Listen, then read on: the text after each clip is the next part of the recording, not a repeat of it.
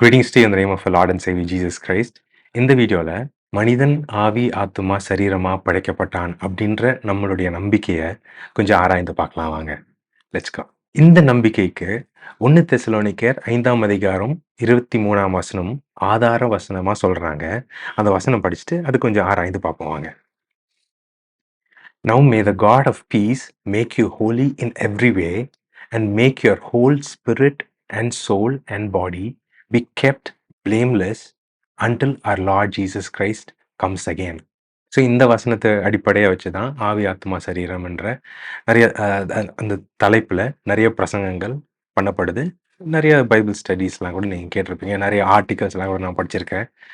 So உண்மையாகவே ஆவி ஆத்மா சரீரம் தானா மனுஷன்? இது தெரிஞ்சுக்கணும்னா இதை காரணமாக சொல்கிறதுக்காக திரியேக கடவுளை கம்பேர் பண்ணுவோம். பிதா குமாரன் பரிசுத்தாவி, அந்த மாதிரி ஆவி ஆத்மா சரீரம் அப்படின்ட்டு மனிதனை படைக்கப்பட்டான் சொல்லுவாங்க. அந்த திரியேக கடவுளை கொஞ்சம் ஆராய்ந்து பார்ப்போம். அதுவும் இதுவும் ஒத்து போதா ஃபஸ்ட்டு தெரிஞ்சுக்குவோம். ஸோ இங்கே பிதா குமாரன் பரிசுத்த ஆவி அது எங்கேருந்து எடுக்கிறாங்கன்னா நிறைய பேசேஜஸ்லேருந்து எடுக்கிறாங்க. அதுக்கு மோஸ்ட் ரெஃபர்ட் பேசேஜ் அப்படின்னு நம்ம பார்த்தோன்னா இயேசு நமக்கு கொடுத்த கிரேட் கமிஷன். கிரேட் கமிஷனில் என்ன சொல்லப்படுது? பிதா குமாரன் பரிசுத்த ஆவியின் நாமத்தினாலே ஞானஸ்தானம் கொடுங்கள் அப்படின்னு சொல்லப்படுது. அதை எடுக்கிறாங்க. ஸோ அந்த இடத்துல எதுக்காக பிதா குமாரன் பரிசுத்த ஆவியின் நாமத்தினால ஞானஸ்தானம்? யூதர்கள் கிட்ட தான் ஆரம்பிச்சது. ஏன் அப்படி ஞானஸ்தானம் கொடுக்க சொல்றாரு? பிதானா படைத்தவர், creator. Father is the creator. குமாரன் ராஜாதி ராஜா. தேவனுடைய ராஜ்யத்தில் நம்ம பங்காளர் ஆகிறோம். அந்த ராஜ்யத்தின் ராஜா குமாரன். பரிசுத்த ஆவியானவர் தேற்றரவாளன். அந்த ராஜ்யத்துக்குள்ளார வாழ்ற மக்களுக்கான தேற்றரவாளன். பிதாவை விசுவாசிக்கிறேன், படைத்தவர் விசுவாசிக்கிறேன், தேவ ராஜ்யத்தை விசுவாசிக்கிறேன், அண்ட் எங்களை எல்லாம் சேர்த்து ஒருங்கிணைக்கிற பரிசுத்த ஆவியானவர் விசுவாசிக்கிறேன். அதுக்காக அந்த 3 விஷயம் சொல்லப்பட்டது. பிதா குமாரன் பரிசுத்த ஆவியின் நாமத்தினால ஞானஸ்தானம் கொடுங்கள்னு இயேசு சொல்றார். இது நம்ம தெளிவாக இந்த வீடியோவில் பார்க்க போகிறதில்ல. தேவைப்பட்டுச்சுன்னா இன்னொரு வீடியோ தெளிவாக இந்த பேப்டிசம் ஏன் இந்த 3 நாமத்தினால கொடுக்கப்படுதுன்ட்டு தெளிவாக சொல்கிறேன். நம்ம அப்போஸ்தலரில் படிக்கிறோம், ஒரு இடத்துல இயேசுவின் நாமத்தினால ஞானஸ்தானம் கொடுத்தாங்களாம். அவ்வளோதான் முடிஞ்சது. நம்ம திருத்துவம் அப்படின்ற அந்த கான்செப்ட் இந்த மாதிரி அங்கங்கே சில இடத்துல பிதா குமாரன் பரிசுத்தாவி தனித்தனியாக சொல்லப்பட்ட ரெஃபரன்சஸ் எடுத்து திருத்துவம்ன்ற ஒரு கான்செப்டை கொண்டு வராங்க. பிதா குமாரன் இல்லை, குமாரன் ஆவியானவர் இல்லை, ஆவியானவர் பிதா கிடையாது, ஆனால் 3 பேர் ஒன்று அப்படின்னு சொல்கிறது. அதை ப்ரூவ் பண்ணுறதுக்காக நிறைய ஆர்கியூமெண்ட்ஸ் என்ன நம்ம கொண்டு வருவாங்க. கொஞ்சம் அதை ஸ்லைட்டாக பார்ப்போம். ஆவி ஆத்மா சரீரம், பிதா குமாரன் பரிசுத்த ஆவி, இதை பேஸ் பண்ணி நம்ம படைக்கப்பட்டோமா அப்படின்னு பார்த்தா ஆவி ஆத்மா சரீரம் ஒரு மனுஷனுக்குள்ள இருக்குன்னா மரியாள் வயிற்றுல பிறந்த இயேசுவுக்கும் இந்த 3 பேர்ல இருக்க இயேசுவுக்கும் ஆவி ஆத்மா சரீரம் 3மே இருக்கணும். ஏன்னா அவர் மனிதனா பூமிக்கு வந்தாரு, 3மே இருக்கணும். பிதா ஆவியா இருக்கிறார் அப்படின்ட்டு வசனம் சொல்லுது. ஆவியானவர் ஆப்வியஸ்லி ஆவி. அப்படின்னா இந்த திருத்தத்துல 2 பேர் ஆவி. உணர்த்தர்கிட்ட ஆவி இருக்கு, ஆத்மா இருக்கு, சரீரம் இருக்கு. அப்படின்னா 3 ஆவி, ஒரு ஆத்மா, ஒரு சரீரம். கணக்கு தப்பா வருது இல்லைங்களா? அது நம்ம ஏன் யோசிச்சு பார்க்கறது கிடையாது? You not given the opportunity to think. நம்மளை யோசிக்கிறதுக்கு இடம் கொடுக்க மாட்டாங்க. நம்மளுக்கு நிறைய ஃபீட் பண்ணப்படுது. நம்ம பிளைண்டாக நிறைய விஷயங்கள் நம்பிடுறோம். பிதா குமாரன் பரிசுத்த ஆவினா குமாரன் சரீரமாக இருக்கிறார், ஆவியானவர் ஆவியாக இருக்கிறார், பிதா ஆத்மாவாக இருக்கிறார். யூஸ்வலாக இது இந்த மாதிரி சொல்லியும் நான் கேள்விப்பட்டிருக்கிறேன். அப்படின்னா பிதா ஆத்மாவா இல்லை, பிதா ஆவியாக இருக்கிறாருன்னு வசனம் சொல்லுது. ஆவியானவரும் ஆவி, பிதாவும் ஆவி. நம்ம இதை எங்கே படிக்கிறோன்னா யோவானில் வர்ஷிப்பை பற்றி சொல்லிக் கொடுக்குற இடத்துல, யோவான் 4ஆம் அதிகாரத்தில் சொல்லிக் கொடுக்குற இடத்துல, because God is spirit, his worshippers should worship him in spirit and truth. அவர் ஆவியா இருக்கிறனால ஆவியோடும் உண்மையோடும் அவரை தரிசிக்க வேண்டும், வர்ஷிப் பண்ண வேண்டும் அப்படின்னு சொல்லியிருக்கு. பிதா ஆவியா இருக்கிறார் அப்படின்னா பரிசுத்த ஆவி பிதா 2மே ஒருத்தர் தான், வேறு வேறு கிடையாது. பரிசுத்த ஆவின்னு சொல்றதை விட பிதாவின் ஆவின்னு சொன்னா சரியா இருக்கும். சும்மா இந்த வார்த்தைகள வச்சு விளையாடிட்டு இருக்கிறாங்க. ஸோ, திரியேக கடவுள் வச்சு ஆவி, ஆத்துமா, சரீரம் அந்த சாயல்ல மனுஷன படைக்கப்பட்டான் அப்படின்னு நம்ம சொல்றோம்னா, நம்ம நம்புறோம்னா, அதுதான் நம்மளுடைய முட்டாள்தனமான நம்பிக்கையா இருக்கும். ஸோ, இந்த மாரி படைக்கப்படல. அண்ட் 1 தெசலோனிக்கேயர்ல அது வந்து ஒரு ஜெபம். கடைசி முடியிற இடத்துல பவுல் ஜெபிக்கிறாரு. யார்கிட்ட ஜெபிக்கிறாரு? பிதா கிட்ட ஜெபிக்கிறாரு. And may God of peace make you holy in every way. அவரு உன்ன ஆவியிலும், ஆத்மாவிலும், சரீரத்திலும் பரிசுத்தப்படுத்தட்டும் அப்படின்னு சொல்லிட்டு ஜெபிக்கிறாரு. நீ உன்ன பரிசுத்தமாச்சுக்கோன்னு சொல்லல. ஸோ இந்த இடத்துல தெசலோனிக்கேயர்ல நம்மளுக்கு சொல்லப்படுற அந்த வசனம், மனிதனுடைய சாயல பத்தி பேசல. அது ஒரு முடிவு ஜெபம். அவர் எழுதின கடிதத்துடைய முடிவு ஜெபத்துல, அது ஒரு ஸ்டேட்மெண்ட்டா சொல்றாரு. அண்ட் 1 தெசலோனிக்கேயருடைய முழு கடிதத்துக்கும், இந்த இடத்துல மனுஷனுடைய சாயல எக்ஸ்ப்ளைன் பண்றதுக்கும் சம்மந்தமே இல்ல. அந்த இடத்துல மனுஷனுடைய சாயல எக்ஸ்ப்ளைன் பண்ற அவசியமும் இல்ல. எக்ஸ்ப்ளைனும் பவுல் பண்ணல. அதுக்கு தேவையான அவசியமும் இல்ல. அதுக்காக சொல்லப்பட்டது அந்த வசனம் கிடையாது. சம்மந்தமே இல்லாம ஒரு வசனத்த எடுத்து நம்ப உதாரணமா வச்சு, அதுக்கு மேல கட்னா, அந்த கட்டிடம் நிக்காது. ஸோ, அது ஏன் அது தவறு அப்படின்னு சொல்லிட்டு இந்த வீடியோ போக போக நம்ம பார்ப்போம். ஆதியாகமம் முதல் அதிகாரம். அப்படி படிச்சுட்டே வந்தோம்னா, 26ஆம், 27ஆம் வசனத்துல முதல் அதிகாரத்துல சொல்லுது, தேவன் தமது சாயலில் மனிதனை படைத்தார். அதுக்கு அடுத்த வசனம் தமது சாயலில் ஆணும் பெண்ணுமாக படைத்தார் அப்படின்னு இருக்கும். அந்த சாயலுக்கு இங்கிலீஷ்ல God created man in his own image அப்படின்னு சொல்லுது. தமிழ்ல சாயல், இங்கிலீஷ்ல இமேஜ்ன்னு இருக்கு. அதுக்கான எபிரேய வார்த்தை செலம் அப்படின்னு அர்த்தம். அந்த வார்த்தை வேற எங்கெங்கலாம் வந்திருக்குன்னு பார்த்தா, அதோடைய பயன்பாட்ட வச்சு கொஞ்சம் நம்ம புரிஞ்சுக்கலாம். அது எங்கெங்க, எப்படி எப்படி வந்திருக்குதுன்னு அந்த சில வசனங்கள படிச்சு பார்ப்போம் வாங்க. இமேஜ்ன்ற வார்த்தை பழைய ஏற்பாட்டுல செலம்னு வந்திருக்கு. இது ஆதியாகமத்துல பயன்படுத்தப்பட்ட வார்த்தை, எபிரேய வார்த்தை. அதுக்கான இங்கிலீஷ் ஈக்குவலன்ட் வார்த்தை என்னன்னா, statue, inscribed column or idol or image or figure or replica or likeness. இந்த வார்த்தை தான் பயன்படுத்தப்பட்டிருக்கு ஆதியாகமத்துல. அந்த வார்த்தை வேற எங்கெங்கெல்லாம் பழைய ஏற்பாட்டுல வந்திருக்குன்னு பார்த்தா, ஒரு 7 இடத்துல வந்திருக்கு. ஸோ இங்க let us make human beings in our own image அப்படின்ட்டு பிதா சொல்றாரு. ஆர் இயேசு கிறிஸ்து சொல்றாரு. கர்த்தர் சொல்றாரு. ஓகே. ஸோ அந்த அந்த இடத்துல பிதா பேசுறாரா? குமாரன் பேசுறாரா? பரிசுத்த ஆவியானவர் பேசுறாரா? அப்படின்னு பார்த்தா, லெட் அஸ் மேக்னா கொலேசியர் முதல் அதிகாரம் 16, 17 வசனத்துல படிச்சோம்னா, எல்லாம் இயேசுவாலே, இயேசுவுக்காகவே படைக்கப்பட்டது. எல்லாம் அவராலே படைக்கப்பட்டது. அப்படின்னா, இயேசு பிதா கிட்ட சொல்றாரா? இயேசு பிதா கிட்ட கமாண்ட் பண்றாரா? Let us make. வாங்க பிதாவே லெட்ஸ் மேக். ஆவியானவர் வாங்க லெட்ஸ் மேக் அப்படி சொல்றாரா? இல்ல. அவர் தன்ன தானே அவர் கூட பேசிக்கிறாரு. ஆதியிலே வார்த்தை இருந்தது. வார்த்தை தேவனிடத்தில். வார்த்தை தேவனா இருந்தது. அந்த வார்த்தை இயேசு கிறிஸ்து. அவரால பேசி படைத்தனால அவராலே படைக்கப்பட்டது. அவருக்காகவே படைக்கப்பட்டதுன்னா, அவர் ராஜா. அவர் தான் சிம்மாசனத்துல உட்கார்ந்திருக்க ராஜா. அவருக்காக அவர் மக்கள படைக்கப்பட்டது. ஓகே. ராஜாதி ராஜானால அவருக்காக படைக்கப்பட்டது. தேவ ராஜ்யத்துல நம்ம இணையும்போது, நம்மளுக்கு ராஜா, ராஜாதி ராஜா இயேசு கிறிஸ்து. அவருக்காக படைக்கப்பட்டது. நம்மளுக்கு மொத்தமான ஒரு அண்டர்ஸ்டாண்டிங் இருந்தா தான் இது புரிய முடியும். இப்போ நம்ம நம்ம ஒழுங்கா சரியா பைபிள் படிக்கிறது கிடையாது. நெறைய பேரு. மோஸ்ட்லி சரியா பைபிள் படிக்கிறது கிடையாது. படிச்ச பேசேஜ்களுக்கும் சரியான அர்த்தம் படிக்கிறது கிடையாது. நம்ம ஸ்டடி பண்றதில்ல. அத ஆராய்ந்து புரிஞ்சுக்க ட்ரை பண்றதில்ல. கர்த்தர்கிட்ட ஞானத்த கேட்டு அத புரிஞ்சுக்க ட்ரை பண்றதில்ல. ஸோ யாருன்னா எதனா சொன்னா நம்ம அப்படியே காதுக்குள்ள போய் நம்ம தலையில ரெஜிஸ்டர் ஆயிடுது. மனுஷன் ஆவி, ஆத்துமா, சரீரமா படைக்கப்படல. யா ஆத்துமா, சரீரமா தான் மனுஷன் படைக்கப்பட்டான். நம்மளுக்கு எதுவும் தெரியாதனால, இந்த மாரி எல்லாம் சொல்றதெல்லாம் கேட்டு, கேட்டு உள்ள போய் செட்டில் ஆயிடுது. அதையும் நம்ம நம்பிட்டு இருக்கோம். அத நம்ம ஆராய்ந்து பார்க்க தான் இந்த video. Let's go deeper. So இந்த இடத்துல வார்த்தை பேசுது. பிதாவின் வார்த்தை பேசுது. யார்கிட்ட? அவர்கிட்டயே சொல்லியிருக்காரு. நம்ம நம்ம யோசிப்போம்ல, நெறைய நேரத்துல யோசிப்போம். சரி இன்னைக்குள்ள இந்த வேலைய செஞ்சு முடிச்சிடணும். அப்படின்னு என்கிட்டயே நான் பேசிக்கிறேன் பாருங்க. அந்த மாரி பிதா பேசுறாரு. அவ்வளோதான் இங்க வேற எதுவும் இல்ல. 27ஆம் வசனத்துல God created human beings in his own image. In the image of God he created them male and female. அவர் சாயல். சாயல். ஓகே. அ 5ஆம் அதிகாரத்துல அதே மாரி ஒண்ணு வருது. இங்க வந்து ஆதாமுடைய குமாரனாகிய சேத்த பத்தி சொல்லிருக்கு. When Adam was 130 years old, he became father of son who was just like him in his very image. He named his son சேத்துன்னு இருக்கு. அவன மாரியே ஒரு மகன் பிறந்தான். 3வது மகன். காயின், ஆபேல், சேத். ஆபேல் செத்த பிறகு அவனுக்கு ரீப்ளேஸ்மெண்ட்டா சேர்த்து கர்த்தர் அவனுக்கு குடுக்குறாரு.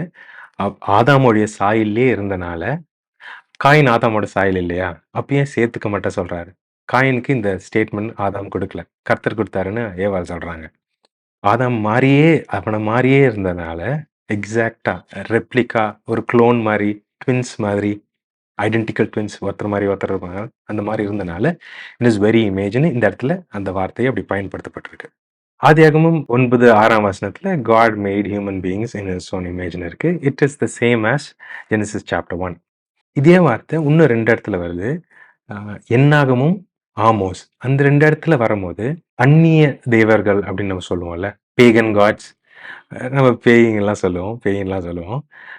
பொய் கடவுள்கள கூடிய ஸ்டாச்சூஸ், இமேஜஸ்ன்னு சொல்லப்பட்டிருக்கு. அதையும் சாயல்கள் அப்படின்னு சொல்லப்பட்டிருக்கு. செலம் அப்படின்ற வார்த்தைய பைபிள்ல இவ்வளோ இடத்துல தான் வருது. இந்த மாரி பயன்படுத்தப்பட்டிருக்கு. ஒண்ணுத்தினுடைய சாயல், மாதிரி, காப்பி, டூப்ளிகேட்ன்னு சொல்லலாம், குளோன்னு சொல்லலாம், ஐடென்டிக்கல் சொல்லலாம். இங்க லைக்னஸ் அண்ட் இமேஜ பயன்படுத்தப்பட்டிருக்கு. இதுக்கு ஒத்தான வார்த்தைகள் நெறைய வருது. ஆதியாகமத்துல சாரி பழைய ஏற்பாட்டுல நெறைய வருது. அதெல்லாம் அந்நிய கடவுள்கள். இங்க பால் பத்தி சொல்லப்படுறதுக்காக சொல்லியிருக்கு.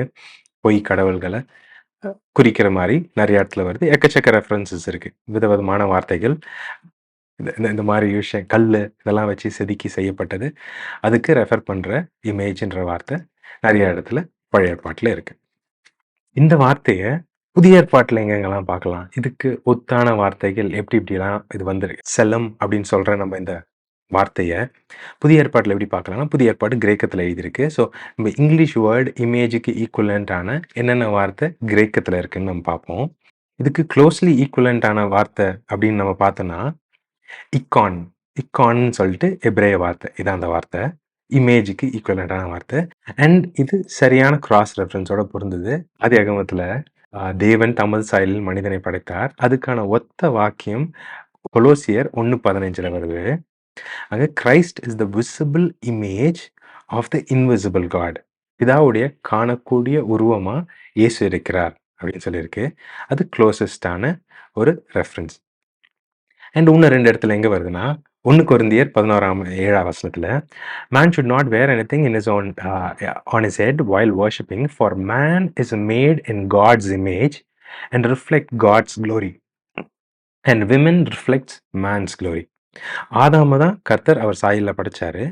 ஆதாம்லேருந்து ஒரு எலும்பு எடுத்து ஆதாமோட சாயல்ல ஏவாள படைச்சாரு.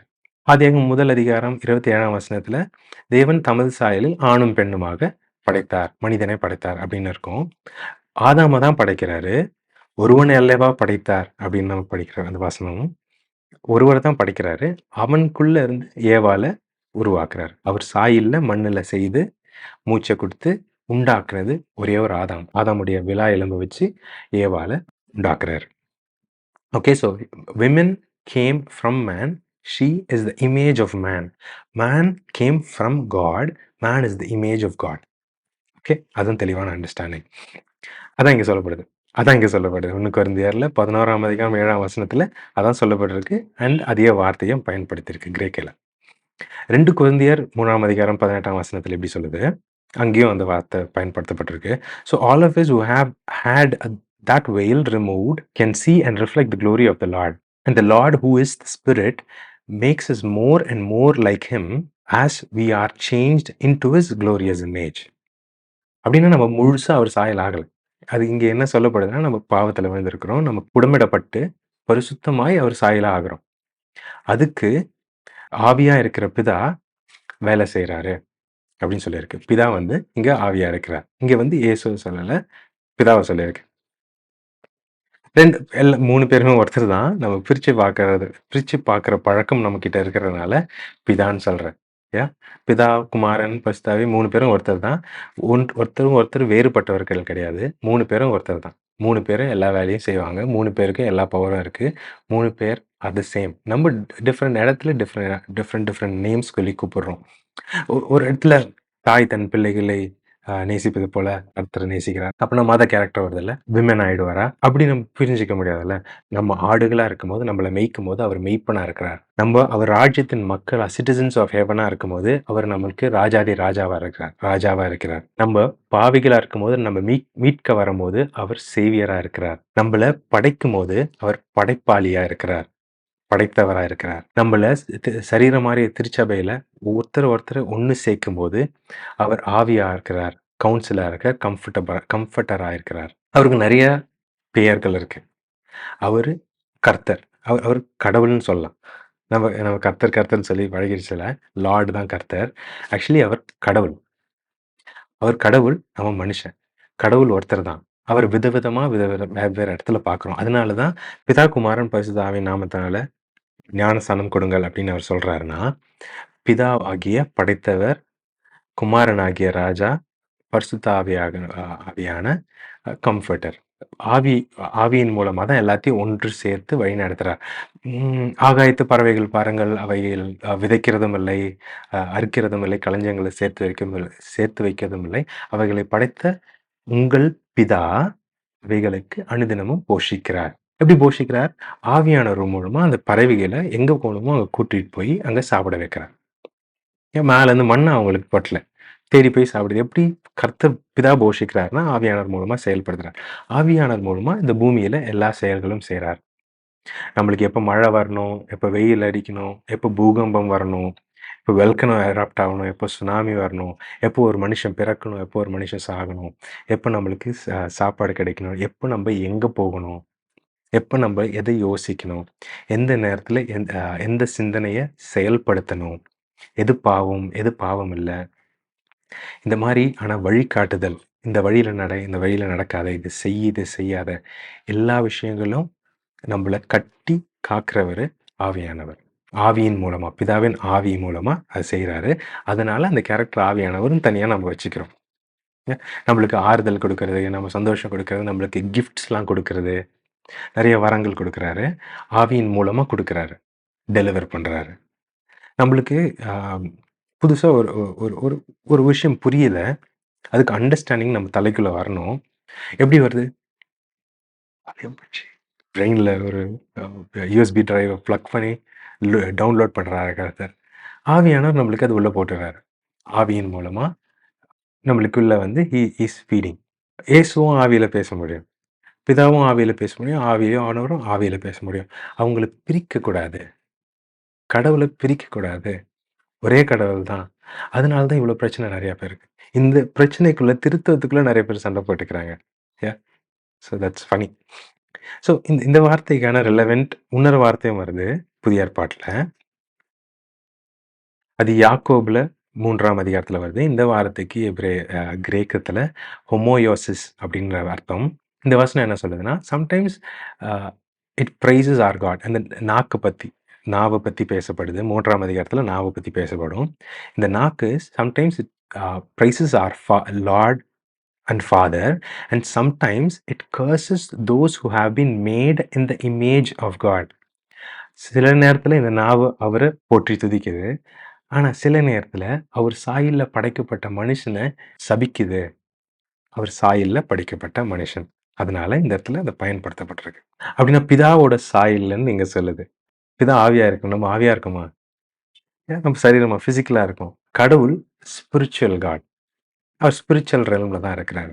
நம்மளால பார்க்க முடியாது. கடவுள பார்க்கவே முடியாது. பிதாவை என்னைக்குமே பார்க்க முடியாது. பழைய ஏற்பாட்டுல சில ரெஃபரன்ஸஸ் வருது. பிதா குடுத்தாரு, பிதா சொன்னாரு, பிதா இயேசுவ உயர்த்தினாரு, பிதா இயேசுவுக்கு ஹேண்ட் ஓவர் பண்ணாரு. The Lord said to my Lord. இந்த மாதிரிலாம் நிறைய வசனங்கள் இருக்கு. நம்மளுக்கு இந்த திருத்துவம்ன்ற ஒரு மிஸ் அண்டர்ஸ்டாண்டிங்னால அதோடைய சரியான விளக்கம் புரியல.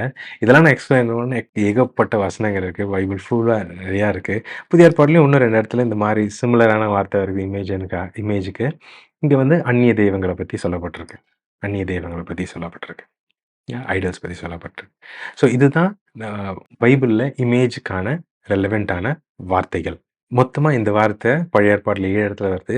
புதிய ஏற்பாட்டுல 4 இடத்துல வருது. தேவன் தமது சாயலில் மனிதனை படைத்தார். அத நம்ம புரிஞ்சுக்கணும். அதுக்கு அவரோட சாயல் எதுன்னு நம்ம தெரிஞ்சுக்கணும். என்னதான்ப்பா அந்த சாயல்? ஆவி, ஆத்மா, சரீரம் இல்லன்னு நான் சொல்றேன். அப்படின்னா அப்ப என்னதான் அது? என்ன சாயல்ல படைச்சாரு? அத நம்ம புரிஞ்சுக்கணும்னா, பழைய ஏற்பாட்டுல இயேசுவ எங்கெங்கலாம் பார்த்துருக்காங்க, அவர் பார்க்கும்போது எப்படி இருந்தாருன்னு நம்ம தெரிஞ்சுக்கணும். இயேசு புதிய ஏற்பாட்டுல தான் நம்மளுக்கு தெரியும், உயிரோட வந்து நடந்தாரு பூமியில. அதுக்கு முன்னாடி இயேசுவுக்கு மனித உருவம் இருக்கக்கூடாது. நியாயமா இருக்கக்கூடாது. ஆனா, பழைய ஏற்பாட்டுல இயேசுவ உருவமா பார்த்த ரெஃபரன்ஸஸ் இருக்கு. இது வந்து எப்படி இயேசுன்னு நம்ம கன்ஃபார்ம் பண்றோம்னா, புதிய ஏற்பாட்டுல ரெவலேஷன்ல யோவான் பார்க்குறாரு. அப்போஸ்தலனாகிய யோவான் இயேசுவ பார்க்குறாரு முதல் அதிகாரத்துல.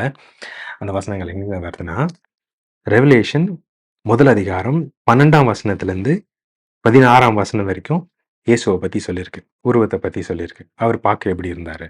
மனுஷன மாரியே இருந்தாருன்ட்டு அங்க சொல்லப்பட்டிருக்கு. கை இருக்குது, கால் இருக்குது, முகம் இருக்குது, கண் இருக்குது. ஸோ மனுஷ உருவத்துல பார்த்துருக்குன்னு சொல்லியிருக்காரு. அதே மாரி பழைய ஏற்பாட்டுல எங்கெங்கலாம் பார்த்துருக்காங்க. தானியேல் பார்த்துருக்கிறாரு, எசேக்கியேல் பார்த்துருக்கிறாரு. ஸோ அந்த வசனங்கள் என்னென்னன்னு பார்த்தோம்னா, கடவுளுடைய சாயல் என்னன்னு நம்மளுக்கு தெரியும். என்ன உண்மையா என்ன சாயல்ல மனுஷன படைச்சார் அப்படின்னா, எசேக்கியேல் முதல் அதிகாரம் 26ஆம் வசனத்துல இப்படி சொல்லப்பட்டிருக்கு.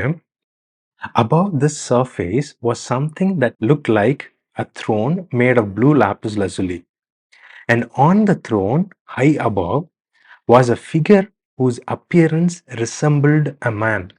சிம்மாசனத்துல இயேசு உட்கார்ந்திருக்காரு. 26ஆம் வசனத்துல நீங்க அப்படியே படிச்சுன்னு போனீங்கன்னா, கொஞ்சம் நிறைய டீட்டெயில்ஸ் இருக்கும். அவர பத்தி சொல்லியிருக்கோம். எசேக்கியேல் தீர்க்கதரிசி பழைய ஏற்பாட்டுல ரொம்ப முன்னாடி, இயேசு பிறக்க ரொம்ப முன்னாடி இயேசுவ பார்த்திருக்காரு. எப்படி பார்த்தாருன்னா, அவரு ஹெவன்ல ஒரு சிம்மாசனம் பார்த்திருக்காரு. சிம்மாசனம் மேல மனுஷன மாரியே ஒரு உருவம் உட்கார்ந்திருந்தத பார்த்திருக்காரு. மனுஷன எப்படி ஐடென்டிஃபை பண்ணுவோம்? கை, காலு, முகம், தலை, ஒரு பாடி. நம்ம மனுஷன பார்த்தா எப்படி ஒரு இமேஜ் தெரியுமோ, அப்படிதான் மனுஷன நம்ம அடையாளம் படுத்துவோம். ஒரு மிருகத்த நாயெல்லாம் எப்படி அடையாளம் படுத்துவோம்? அது 4 கால்ல நடக்கும், வால் இருக்கும், தலை இருக்கும், பல்லு ஷார்ப்பா இருக்கும். நாயி, பூனை, பன்னி, மாடு, கொம்பு இருக்கும் மாடுக்கு. அந்த மாரி அடையாளம் படுத்துவ மாரி, மனுஷன இவரு அடையாளம் பார்க்குறாரு. யாருன்னு தெரியல. மனுஷன் மாரியே இருக்குதே! அப்டின்னா அத படிச்சு போம்போது அது வந்து இயேசு கிறிஸ்த பத்தி சொல்லியிருக்கு. Christ is the visible image of the invisible God.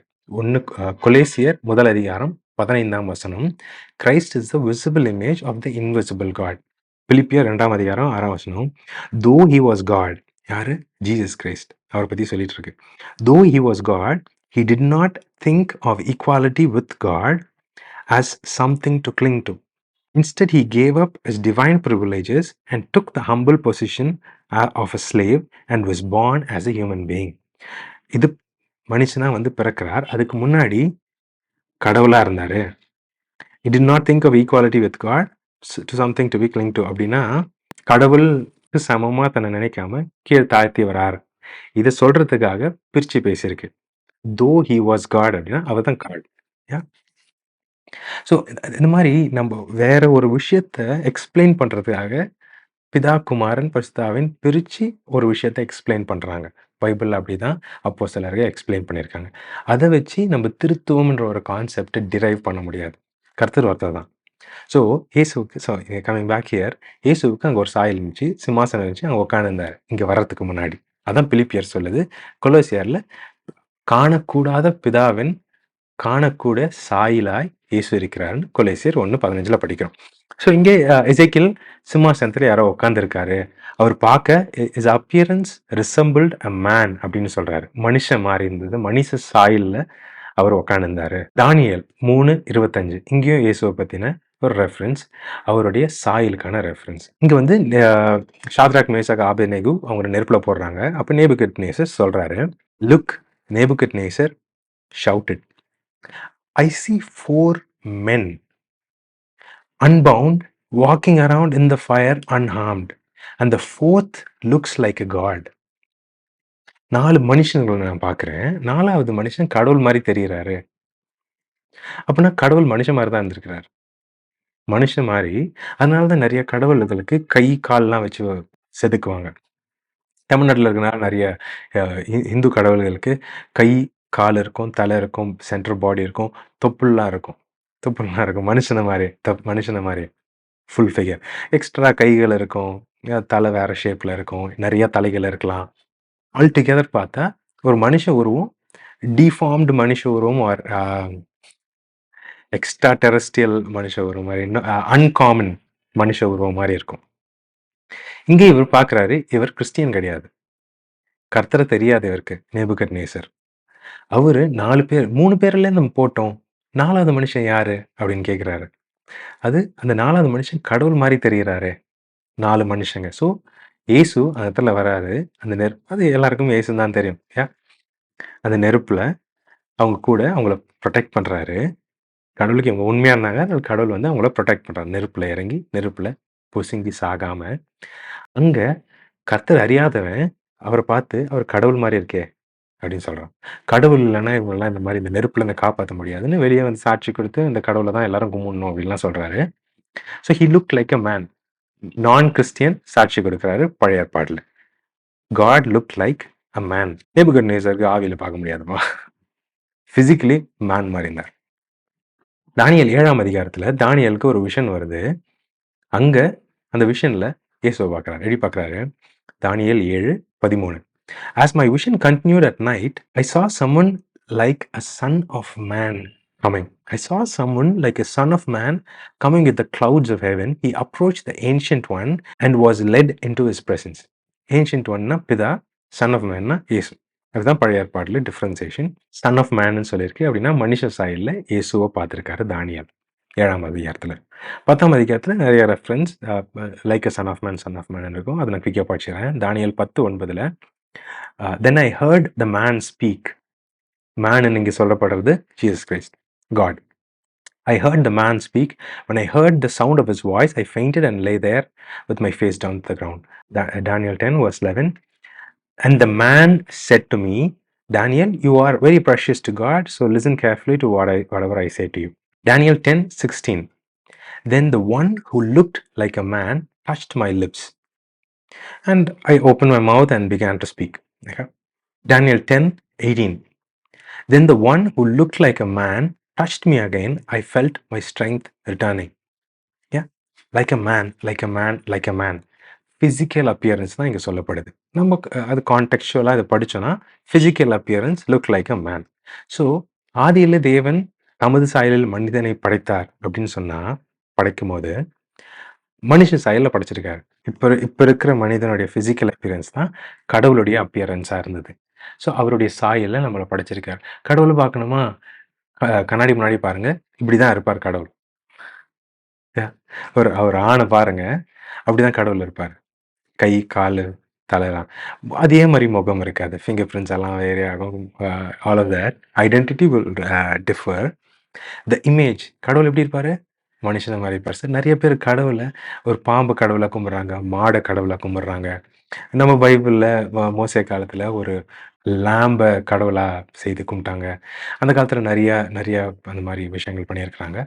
யானையெல்லாம் கடவுளாக கும்பிடுவாங்க, புலியை கடவுளாக கும்பிடுவாங்க, சிங்கத்தை கடவுளாக கும்பிடுவாங்க.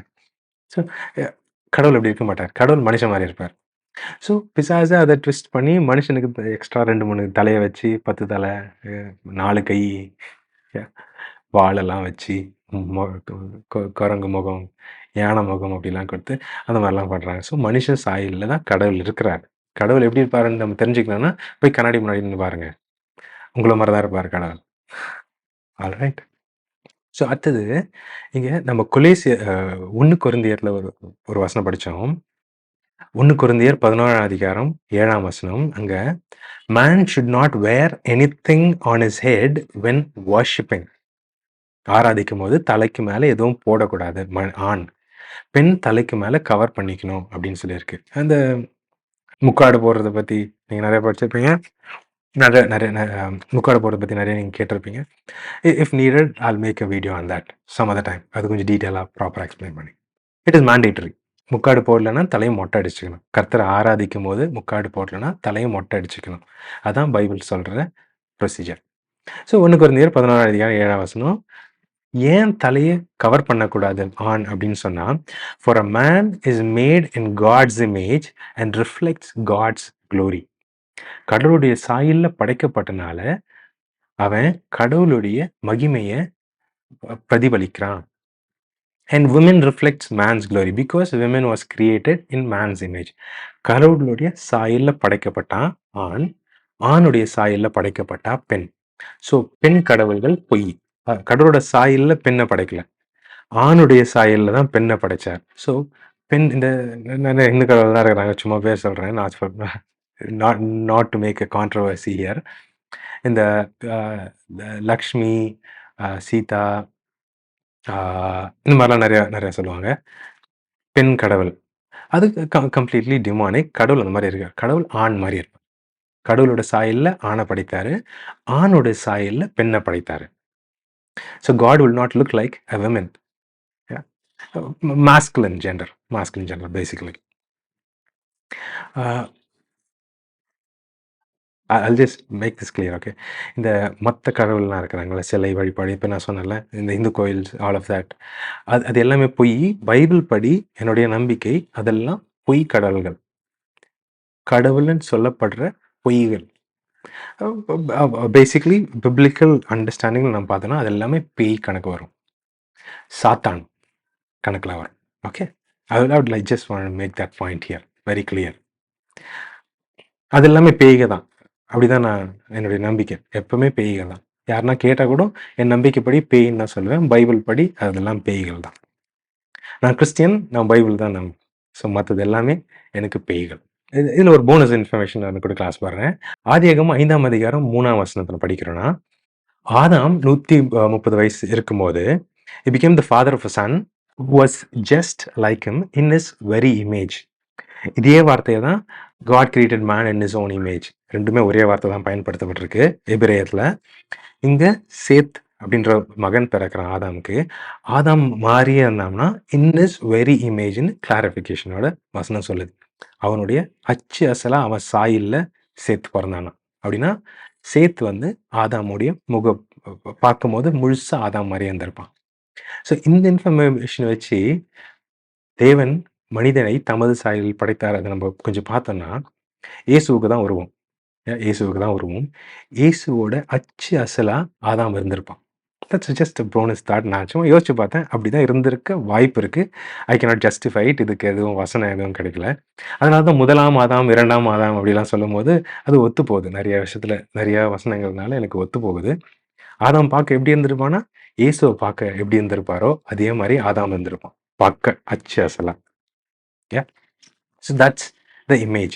ஐடென்டிட்டி ஆஃப் அ மேன் கொஞ்சம் பார்ப்போம். பைபிள் படி மனிதனுடைய அடையாளம் எது? ஸோ இமேஜின் பார்த்துறது கடவுள் தமது சாயலில் படைத்தார். எப்படி படைத்தார்? மனுஷன் மாதிரி படைத்தார். தான் உருவத்துல படைச்சார். பிசிக்கல் உருவத்துல படைச்சார். கடவுளுக்கு ஆத்மா இருக்குதான்னா அவர் தான் ஆத்மாக்கள் கொடுக்குறாரு. he gives life. ஸோ அவரு தான் சோர்ஸ் ஆஃப் ஆத்மா. எல்லா ஆத்மாக்களும் நான் தான் படித்தேன். எல்லா ஆத்மாவும் எனக்கு தான் சொந்தம் அப்படின்ட்டு பிதா சொல்றாரு. ஓகே, பழைய ஏற்பாட்டில் சோல் அவருக்கு தான் சொந்தம். அவருக்கு ஆத்மா இருக்குன்னா இருக்கு. அங்கேருந்து தான் நம்ம ஆத்மா வருது. அங்கேருந்து தான் எல்லாருக்கும் ஆத்மாவை கொடுக்குறாரு, லைஃப் கொடுக்குறாரு. ஆத்மாவை ஹார்ட்ன்னு சொல்லலாம், மைண்டுன்னு சொல்லலாம். சோல், ஹார்ட், மைண்ட் மூணுமே ஒரே அர்த்தம் தான். ஒரே விஷயத்தை தான் குறிக்குது. என்னதுதான் மனுஷனுடைய சாயல் அப்படின்னு நம்ம பார்த்தோம்னா, மனுஷனுடைய அடையாளம் அவனுக்கு சரீரம் இருக்கு. சரீரத்து மூலமா மனுஷனை பார்க்க முடியும். அவனுக்கு ஒரு ஆத்மா இருக்கு. ஆத்மா இருக்கனால அது உயிர். ஆத்மா இல்லைன்னா அது சரீரம் பிணம்னு சொல்லுவோம். பிணம், டெட் பாடி. ஓகே, நம்மளுடைய ஆத்மா தான் நம்மளுடைய ஆக்சுவல் ஐடென்டிட்டி. ஸோ ஹெவனுக்கு யார் போறாங்க? ஆத்மா தான் போகுது. ஹெல்லுக்கு யார் போறாங்க? ஆத்மா தான் போகுது. அதனால தான் இயேசு சொல்றாரு, இயேசு அவர் வாயால சொல்றாரு மத்தேயுல, do not fear man who can just kill your body, but fear God who can kill your body and throw your soul in hell. உன் ஆத்மாவை நரகத்தில் தூக்கி போடக்கூடிய பிதாவுக்கு பயப்படு. நரகத்துக்கு யார் போறா? ஆத்மா போகுது. ஹெவனுக்கு யார் போறா? ஆத்மாக்கள் போகுது. ஸோ சரீரம் போல இந்த சரீரம் இங்கே போயிடுது. நம்மளுக்கு புதிய சரீரம் கொடுக்கப்படும். மனுஷனுடைய அடையாளம் என்ன? ஆத்மாவும் சரீரம் மட்டும்தான். ஆவியை பற்றி கொஞ்சம் பின்னாடி பொறுமையாக பார்ப்போம். I'll explain that too. இதில் இந்த இம்மார்டாலிட்டியும் அப்படின்னு பார்த்துருவோம். கடவுள் ஆதாமை படைக்கும் போது இம்மார்டலாக படைச்சாரா? அவன் பழம் சாப்பிட்ட பிறகு தான் அவனுக்கு சாவு வந்துச்சு அப்படின்னு வசனம் சொல்லுது. அப்போ அதுக்கு முன்னாடி அவனுக்கு சாவே இல்லாமல் பிறந்தானா அப்படின்னு நம்ம பார்க்கணும்னா வேற என்னென்னலாம் சொல்லப்பட்டிருக்கு? 2 மரம் இருந்தது. ஒரு மரத்தோட கனியை சாப்பிட்டனால அவனுக்கு சாவு வந்தது. இன்னொரு மரத்துடைய பேர் என்ன? Tree of life. அந்த பழத்தை சாப்பிட்டா அவனுக்கு இம்மார்டாலிட்டி கிடைச்சிருக்கும். கடவுள் படைக்கும்போதே சாகா வரத்தோட படைக்கல ஆதாம. ஏன் அப்படி படைக்கல. அப்படி படைச்சிருந்தா அவன் செத்திருக்க மாட்டான். ஆதாம் அ ஒரு 900 வருஷத்துக்கு அப்புறம் செத்தான்னு நெனைக்கிறேன். செத்ததுக்கான காரணம் பாவம் இல்ல. அந்த அந்த கனிய சாப்பிட்டிருந்தான்னா, ஆதாம் செத்திருக்க மாட்டான். அதனால தான் அந்த மரம் இருக்கு. அந்த மரத்த பத்தி யாருமே நம்ப கன்சிடரே பண்றதில்ல. நம்ம யோசிக்கிறதே இல்ல. நம்ப சாப்பிட்ட பழம் உள்ள மரத்த மட்டும் தான் யோசிக்கிறோம். அந்த மரத்த தொட விடாத மாரி தடை போட்டுட்டாரு. அவன் எங்க எடுத்து அத பிச்சு சாப்பிட்டுருவானோ, சாப்பிட்டா அவனுக்கு சாகா வரம் வந்துரும். அப்படின்னா அவன் படைக்கப்படும்போது, அவன் சாகா வரத்தோட படைக்கல. பழம் சாப்பிட்டனால வந்த சாவு, வேற சாவு. சரீர சாவு இல்ல. சரீரம் பழுதடைஞ்சு போற சரீரம் தான் குடுத்தாரு. டஸ்ட்லேருந்து எடுத்து டஸ்ட்டுக்கே போற மாரி தான் எல்லாத்தையுமே படைச்சாரு. எல்லாமே மண்ணுலேருந்து வந்து மண்ணுக்குள்ள போயிடும். எல்லாமே அப்படிதான் படைச்சிருக்காரு. இது ஒரு சைக்கிள். ஏன்? அவன் பொறக்கும்போதே அவன் சாக தான் போறான். ஆதாம் உண்டாக்கும்போதே அவன் சாக தான் போறான். அவன் பழம் சாப்பிட்டனால சாவல. பழம் சாப்பிட்டனால செத்தது வந்து ஸ்பிரிச்சுவல் டெத். அது டீட்டெயிலா நம்ம பார்ப்போம். இந்த மனுஷன் ஆதாம படைச்சாரு. ஆவியா இருக்கிற பிதா தோட்டத்துல உலா வருவாராம். உலா வருவாருன்னா எப்படி வருவாரு? சாயலோட வருவாரு. He is a spiritual being. அவரால கம்யூனிகேட் பண்ண முடியுது. அண்ட் பிசாசு ஒரு ஸ்பிரிச்சுவல் பீயிங் பாம்பு மூலமா ஆதாம் கிட்ட கம்யூனிகேட் பண்ணுது. ஸோ மனுஷனால மட்டும் ஸ்பிரிச்சுவல் பீயிங்ஸ் கூட கான்வர்ஸ் பண்ண முடியும்.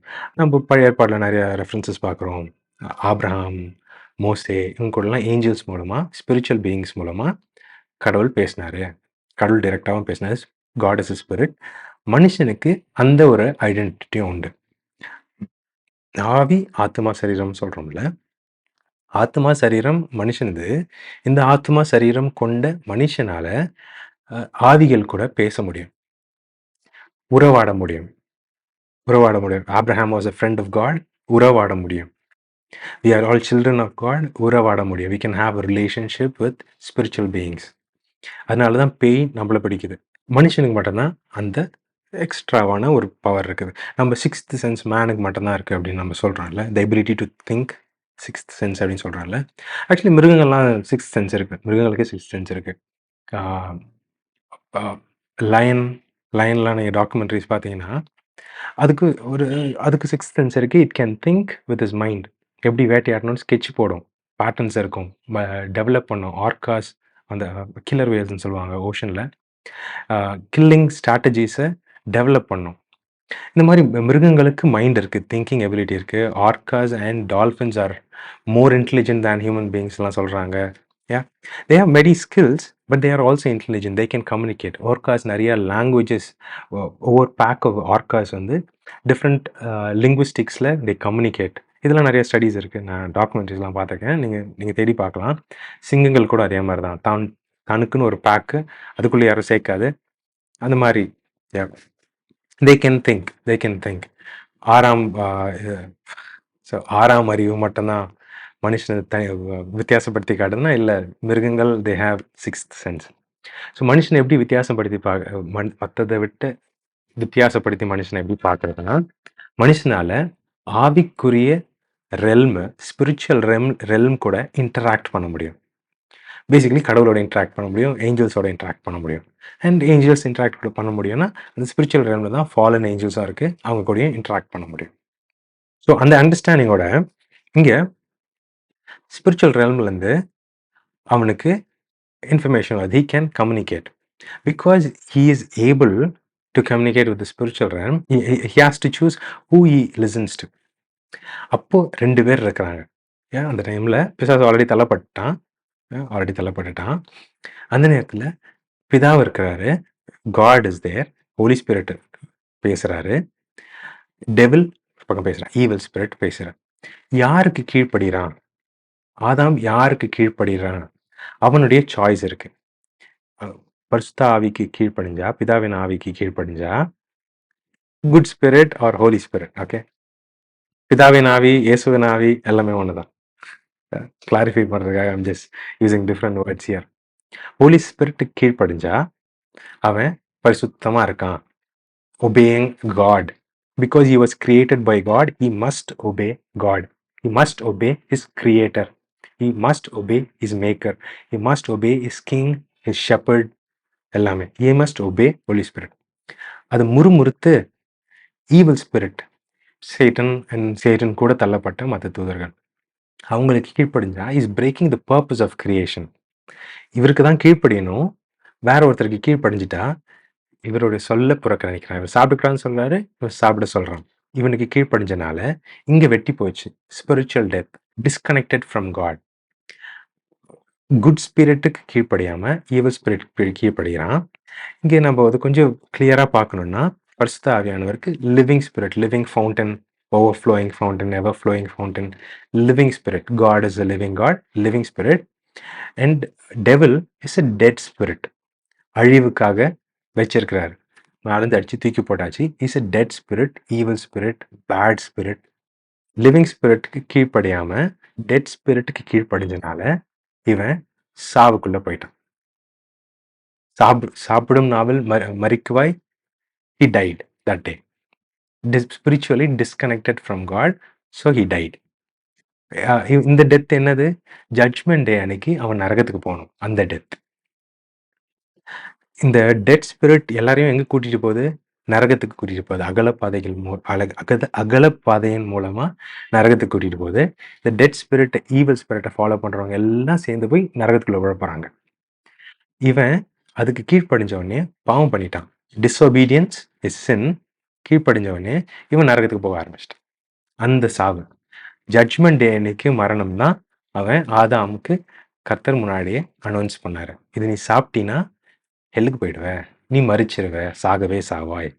ஆவி, ஆத்துவா, சரீரம் அப்படின்னு நம்ம பார்க்கும்போது எந்த ஆவிக்கு நம்ம கீழ்ப்படுகிறோம், எந்த ஆவி காட்டுற வழியில் நடக்கிறோம். ஸோ நம்ம புதிய ஏற்பாடு நிறைய இடத்துல நம்ம இதை ஸ்பிரிட்டை பற்றி நம்ம சொல்லும் போது, be filled with the Holy Spirit, walking in the Spirit, be guided by the Holy Spirit, pleasing the Holy Spirit அப்படிலாம் சொல்ல வரும்போது தனித்தனியாக தான் இருக்கு. எல்லா இடத்துலையுமே தனித்தனியாக தான் இருக்கு. நமக்குள்ள இல்ல, நம்ம கூட இருக்கிறாரு. I will give you a comforter who will never leave you. I will put my comforter within you. இல்ல, I will give you a comforter who will never leave you. யோவான் 14ஆம் அதிகாரத்துல நான் அப்ப போறேன், நான் போயிட்டு ஒரு தேற்றவா அனுப்புறேன், அவர் உங்க கூடவே இருப்பாரு. அவர் எங்கேயும் போக மாட்டார், உன்னை விட்டு கூட இருப்பாரு. ஆவியானவர் வழி நடத்தி கைப்பிடிச்சு கூட்டிட்டு போறாரு. சிம்பிள், அவ்வளவுதான். இவர் இல்லாட்டி பிசாசானவன் அவன் கைப்பிடிச்சு கூட்டிட்டு போவான் அகல பாதையில. நம்மளுக்கு ஆவியானவரால் முத்திரை போட போறது எபேசியர் 1ஆம் அதிகாரம் 13ஆம் வசனம். அது சும்மா தெரிஞ்சுக்கோங்க, it's not part of the script.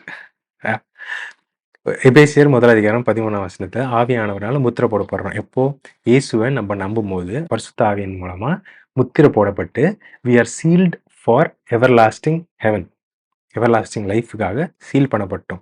So அந்த ஆவியானவர் என்ன பண்றாரு? எபிரேயர் 4ஆம் அதிகாரத்துல சத்திய வசனம் இருபுறம் கருக்குள்ள பட்டயம், அது ஆத்துமாக்கும் ஆவிக்கும் நடுவுல போகும். அப்படின்னா என்ன? நம்ம சுவிசேஷம் கேட்டு ரட்சிக்கப்படுறதுக்கு முன்னாடி we were slaves of the dead spirit. நம்ம பாவியா இருந்தோம், we were slaves. அவனுக்கு நம்ம அடிமை, சங்கிலி போட்டு இழுத்துன்னு போயிட்டு இருக்கான். அவன் டுவர்ட்ஸ் ஹெல் கூட்டிட்டு போயிட்டு இருக்கான்.